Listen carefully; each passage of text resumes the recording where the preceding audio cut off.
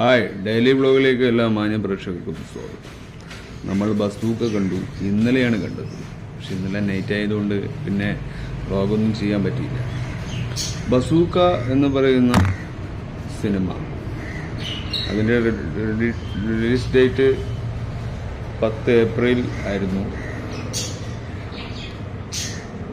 അപ്പോൾ ഇന്നലെയാണ് ആ സിനിമ കാണാൻ ഭാഗ്യമുണ്ടായിരുന്നത്. ഇപ്പോൾ ഏപ്രിൽ 22. അപ്പോൾ നമ്മൾ ഇന്നാണ് അതിൻ്റെ റിവ്യൂ പ്രേക്ഷകരിലേക്ക് ഇടുന്നത്. 2025 പുറത്തിറങ്ങിയ ഒരു ഇന്ത്യൻ മലയാള ആക്ഷൻ ത്രില്ലർ ചിത്രമാണ് ബസൂക്ക. അങ്ങനെയാണ് ആ സിനിമ നമ്മളെ മുന്നിൽ വന്നത്. ടിനോ എന്ന ഡെന്നീസ് തൻ്റെ ആദ്യ സംവിധാനത്തിൽ രചനയും സംവിധാനവും നിർവഹിച്ചു. ഷെം ടോം ചാക്കോ ഒക്കെ ഉണ്ട്. ഷെം ടോം ചാക്കോ ആരാണെന്നറിയില്ല. മമ്മൂട്ടി, ഗൗതം വാസുദേവൻ മേനോൻ എന്നിവരെയും കൂട്ടത്തിൽ ഒരു കാമിയോ റോളും ഉണ്ട്.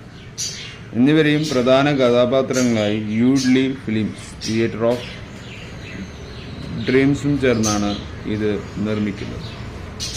ഈ ഒരു സിനിമ കാണാൻ എങ്ങനെയുണ്ട് എന്ന് ചോദിക്കുമ്പോൾ 2018 മാർച്ചിൽ ഡെന്നീസ് സംവിധായകനായി അരങ്ങേറ്റം കുറിക്കുമെന്നാണ് റിപ്പോർട്ട് ചെയ്തപ്പോഴാണ് ഈ പ്രോജക്റ്റ് വികസിപ്പിച്ചെടുത്തത്. ഏകദേശം 3 വർഷമായാണ് താൻ എഴുതിക്കൊണ്ടിരുന്നൊരു ചിത്രത്തിൻ്റെ സംവിധായകൻ ഡെന്നീസ് അരങ്ങേറ്റം കുറിക്കുമെന്ന് റിപ്പോർട്ടുകൾ ഉണ്ടായിരുന്നു. ഇപ്പോൾ 2018 തീരുമാനിച്ചതാണ്. അപ്പോൾ ഇദ്ദേഹം ടിനോ ഡെന്നീസ് സംവിധാനം ചെയ്ത ഈ ഒരു സിനിമ, ഇത് എഴുതിയതും ടിനോ ഡെന്നീസാണ്. നിർമ്മിച്ചത് ഡോൾവിൻ കുര്യാക്കോസ്, ജിനുവി എബ്രഹാം, വിക്രം മെഹ്റ, സിദ്ധാർത്ഥ് ആനന്ദ് കുമാറാണ്. അഭിനയിക്കുന്നത് മമ്മൂട്ടി, ഗൗതം വാസുദേവൻ മേനോനാണ് പ്രധാന കഥാപാത്രമുണ്ടായത്. ഛായാഗ്രഹണം നിംഷി രവി, റോബിൻ വർഗീസ് രാജ്. എഡിറ്റ് ചെയ്തത് നിഷാദ് യൂസഫ്, പ്രവീൺ പ്രഭാകർ. സംഗീതം നൽകിയത് സയ്യിദ് അബ്ബാസ്. നിർമ്മാണം തിയേറ്റർ ഓഫ് ഡ്രീംസ്, യൂഡ്ലി ഫിലിംസ്, സരഗണ. വിതരണം ചെയ്തത് ക്യാപ്റ്റൻ സിനിമയാണ്. 2025 ഏപ്രിൽ 10 ഈ സിനിമ നമ്മുടെ മുന്നിലെത്തിയത്. പ്രവർത്തന സമയം 151 മിനിറ്റ്. ഇന്ത്യൻ ചിത്രം, മലയാളത്തിൽ ഭാഷ. ബജറ്റ് 28 കോടി. ഇതിനൊന്നും വലിയ സംബന്ധമില്ല. ഈ കഥാപാത്രത്തിൻ്റെ ഒരു സന്ദർഭം എന്ന് പറഞ്ഞാൽ കൊച്ചിയിൽ നിന്നുള്ള ധീരനായ ഒരു പോലീസ് ഉദ്യോഗസ്ഥനെ ബെഞ്ചമിൻ ജോഷ്യ വേഷം മാറി ചില പ്രദേശങ്ങളിൽ നിന്ന് സാധനങ്ങൾ കൊള്ളയടിക്കുന്ന ഒരു കൂട്ടം സീരിയൽ കൊള്ളക്കാരെ കണ്ടെത്താൻ ശ്രമിക്കുന്നുവെന്നാണ്. അന്വേഷണത്തിനിടെ കൊലയാളികൾ ഒരു വീഡിയോ ഗെയിമിൻ്റെ രീതി പിന്തുടരുന്നു. ബെഞ്ചമിൻ മനസ്സിലാക്കുന്നു ഇതിന് സമാന്തരമായി വിരമിച്ച ഫോറൻസിക് ശാസ്ത്രജ്ഞനും ഒരു നൈതിക ഹാക്കറുമായ ജോൺ സീസർ, ഒരു ഹാക്കറുമായ ഒരു വ്യക്തിയുമായാണ്. അവരെ കുടുക്കിയുള്ള കളിയാണ്. വിരമിച്ച ഫോറൻസിക് ശാസ്ത്രജ്ഞനും ഒരു നൈതിക ഹാക്കറുമായ ജോൺ സിസർ ക്രിമിനൽ സംഘത്തെ കണ്ടെത്താൻ ബെഞ്ചമിനെ സഹായിക്കുന്ന ഒരു കാര്യമാണ്. ഇതിൽ അഭിനേതാക്കളായിട്ടുള്ളത് ആര്യൻ ആചാര്യ, ജോൺ സീസർ, വ്യാജം, ബസൂക്ക എന്ന് പറയുന്ന പേരാണ് അതിൻ്റെ മെയിൻ. ഇതിൽ മമ്മൂട്ടി ഒരു നെഗറ്റീവ് ഷെയ്ഡും കൂടി ഈ ഒരു സിനിമയിൽ മമ്മൂട്ടിക്കുണ്ട്. SP ബെഞ്ചമിൻ പോസിറ്റീവ് സൈഡാണ്. ജോഷ്യ IPS ആയി ഗൗതം വാസുദേവൻ മേനോൻ അഭിനയിക്കുന്നത്. ആനി ബെഞ്ചമിൻ ആയി ദിവ്യ പിള്ളയാണ്. CA അർജുൻ രാമസ്വാമിയായി സിദ്ധാർത്ഥ് ഭരതൻ വരുന്നു. ജോവിതായി ഐശ്വര്യ മേനോൻ. ഷൈംടോൺ ജേഗോ ഒരു ഫ്രോക്കോ സൽവത്തോർ അതിഥി വേഷമാണ്. അൻസാരിയായി സുമിത് നാവൽ. സണ്ണി വർഗീസായി മിസ്റ്റർ മാരിയായി ഹക്കീം ഷിയാണ്. സ്നേഹ അജിത്ത് തമിഴ്നാട് പോലീസ് ഓഫീസറായിട്ടുണ്ട്. ബാമ അരുൺ SI സാനിയായിട്ട് വരുന്നു. ജോമോൻ ജ്യോതിൻ, അബിൻ ബിനോ, വസിഷ്ഠ് ഉമേഷ്, ബിനു പാപ്പു, മീനാക്ഷി രവീന്ദ്രൻ, ജോൺ ചാക്കോ, ജോൺ സീസറായി, ബാബു ആൻ്റണിയും കൂടി ഇതിൻ്റെ ക്ലൈമാക്സിന് ശേഷമാണ് ബാബു ആൻ്റണിൻ്റെ രംഗപ്രവേശനം നമ്മൾ. അപ്പോൾ ബാബു ആൻ്റണിൻ്റെ പോലീസ് ഓഫീസർ കഥാപാത്രം അതാണ് മമ്മൂട്ടി നെഗറ്റീവ് റോളായിട്ട് ചെയ്തുകൊണ്ട്, നെഗറ്റീവ് റോളാണ് മമ്മൂട്ടിയാണ് ഈ ബസൂക്ക എന്ന് പറയുന്ന ടൈറ്റിലുള്ളത്. അപ്പോൾ അത് ബാബു ആൻ്റണിയുടെ കഥാപാത്രം മമ്മൂട്ടി യൂസ് ചെയ്യുന്നു, അദ്ദേഹത്തെ യൂസ് ചെയ്തുകൊണ്ടുള്ള ഒരു കഥാപാത്രമാണ് മമ്മൂട്ടി ചെയ്യുന്നത്. അതാണ് ഇതിൻ്റെ കാര്യങ്ങൾ. അപ്പോൾ ഈ ഒരു സിനിമ എങ്ങനെയുണ്ട് എന്ന് ചോദിച്ചാൽ ഞാൻ പറയുന്നു ആവറേജ് എന്ന് പറയാൻ കഴിയും. കാരണം ഈ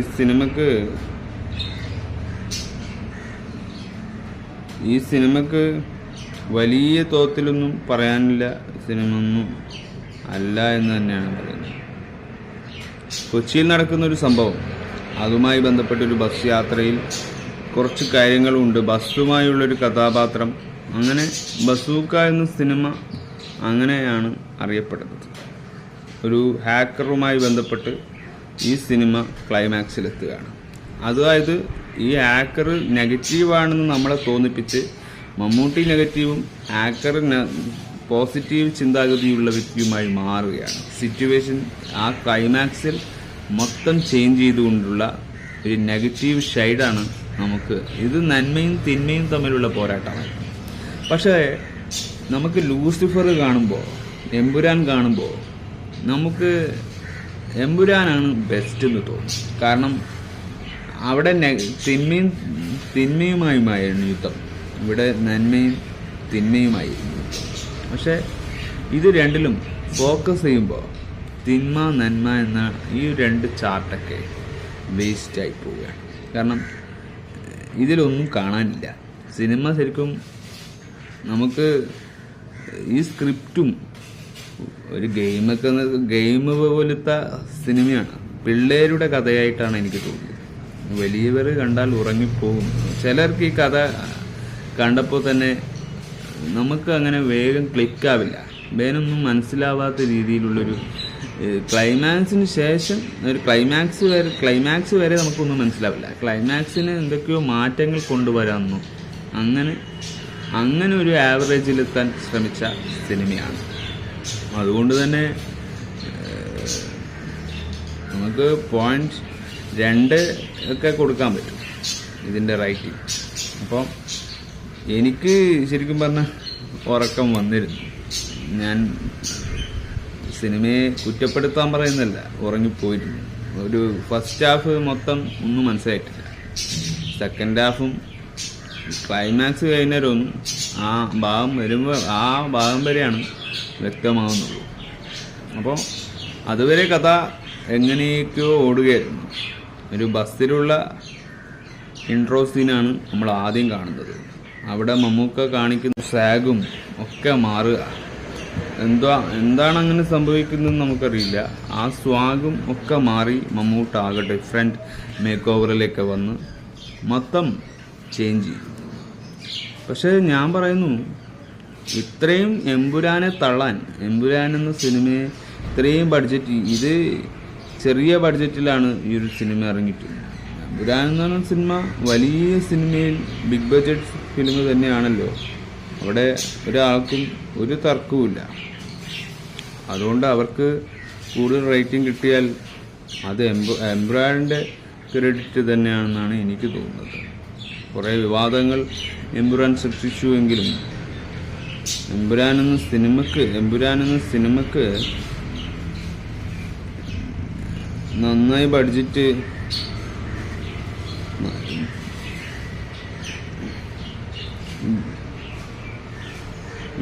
ബഡ്ജറ്റ് ഉണ്ടെങ്കിൽ അത് നമ്മുടെ കുഴപ്പമാണോ എന്നാണ് ഞാൻ ചോദിക്കുന്നത്. 180 കോറ് കൊണ്ട് ഇപ്പോൾ ബോക്സ് ഓഫീസിൽ 262 കോറെങ്കിലും ഈ ഒരു സിനിമ നേടിയെന്നാണ് പറയുന്നത്. ബസൂക്ക ബസൂക്ക എന്ന് പറയുന്ന സിനിമക്ക്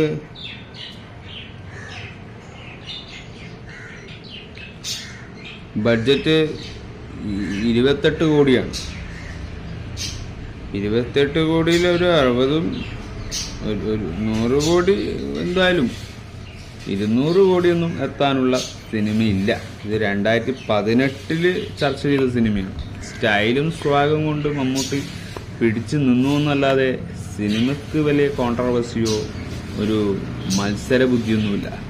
സിനിമ സാധാ ത്രില്ലർ സ്വഭാവവും ഒരു അന്വേഷണ രീതിയും നമ്മൾ പണ്ട് മുതലേ ആവർത്തന രീതിയാണ് ഈ സിനിമയിൽ പിടിച്ചിട്ടുള്ളത്. ഗൗതം വാസുദേവൻ്റെ പോസിറ്റീവായ കഥാപാത്രവും മറ്റും ബാബു ആൻ്റണിയുടെ ലാസ്റ്റ് വരവും ഒക്കെയുള്ളൊരു സിനിമ മാത്രമാണ്. ഈ സിനിമയിൽ വലിയ ഗെയിമിൻ്റെ കഥയാണ് കൊണ്ടുവന്നിട്ടുള്ളത്. അതാണ് മെയിനായതിൻ്റെ സിറ്റുവേഷൻ. ഈ സിനിമ ഒരുപാട് വഴുകിപ്പോയി കാര്യമൊന്നുമില്ല. ഇപ്പം കണ്ടാലും ഈ സിനിമയ്ക്ക് അഭിപ്രായം ഇങ്ങനെ തന്നെയാണ് പറയാൻ പറ്റും. ആവറേജ് മൂവി തന്നെയായതുകൊണ്ട് തന്നെയാണ് പലരും ഈ സിനിമ കാണണ്ട എന്നൊക്കെ പറയുന്നു. സിനിമ കാണുന്നത് പ്രശ്നവുമില്ല, തിയേറ്ററിൽ പോയി തന്നെ കാണണമെന്ന് യാതൊരു നിർബന്ധമില്ല. സിനിമ കാണാം, അഭിപ്രായം പറയാം. ഓക്കെ, സിനിമ ഞാൻ കാണേണ്ടി വന്നത് ആ സമയം എനിക്ക് കണ്ണൂരാണ് നമ്മൾ നാട്, നമുക്ക് അതിൽ പോയപ്പോൾ കണ്ടുവന്നാണ്.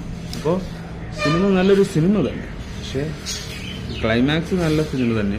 ബാക്കി കാര്യങ്ങളിലെല്ലാം കുറേ കാര്യങ്ങൾ നിങ്ങൾ കണ്ടു തന്നെ അറിയേണ്ട കാര്യങ്ങൾ നിങ്ങൾക്ക് തന്നെ അഭിപ്രായം പറയാം.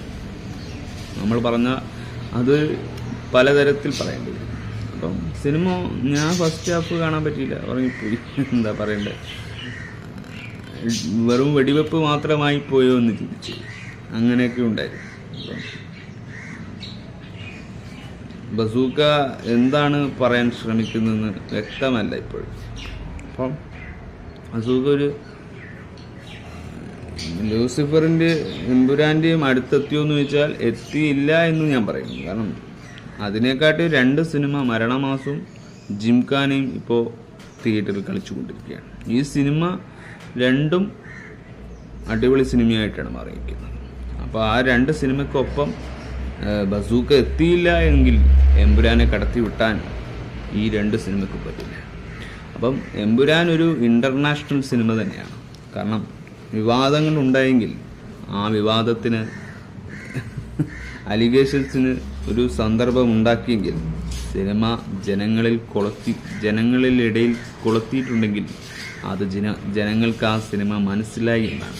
മനസ്സിലാകാത്ത സിനിമക്ക് ബസൂക്കയ്ക്ക് വിവാദം ഉണ്ടാവില്ലല്ലോ. ഇത് മനസ്സിലാകാത്തൊരു സിനിമയായിട്ടാണ് എനിക്ക് തോന്നുന്നത്. മനസ്സിലായെങ്കിൽ അവിടെ വിവാദം ഉണ്ടാവും. അപ്പോൾ അവിടെയാണ് എമ്പുരാന് ചില കാര്യങ്ങളിൽ മാത്രം ഡിഫറൻസ്. അത്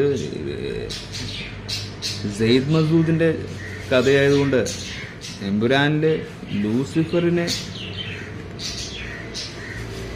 ഇൻട്രോ കാര്യങ്ങളൊന്നുമില്ല. സെയ്ദ് മസൂദിൻ്റെ കഥയാണ് അവിടെ പറഞ്ഞത് കൊണ്ടാണ് നിങ്ങൾക്കത് ദഹിക്കാത്തത്. ഇനി 3-ാം ഭാഗം വരുമ്പോൾ മാറുമായിരിക്കും. പക്ഷെ ബസൂക്കയ്ക്ക് ഇനി 2-ാം ഭാഗമൊന്നും ആൾക്കാർ വെയിറ്റ് ചെയ്യില്ല. കാരണം ഇത് 1-ാം ഭാഗത്ത് തന്നെ തീരാവുന്ന ഒരു സിനിമയാണ്. എല്ലാവരും പറഞ്ഞു ഇതൊരു എമ്പുരാൻ പോലത്തെ സിനിമയാണ്. നോ, അങ്ങനെ ഒരിക്കലും ആവില്ല. എമ്പുരാൻ്റെ അടുത്തെത്താൻ പോലും ഈ സിനിമയ്ക്ക് പറ്റില്ല എന്ന് തന്നെ.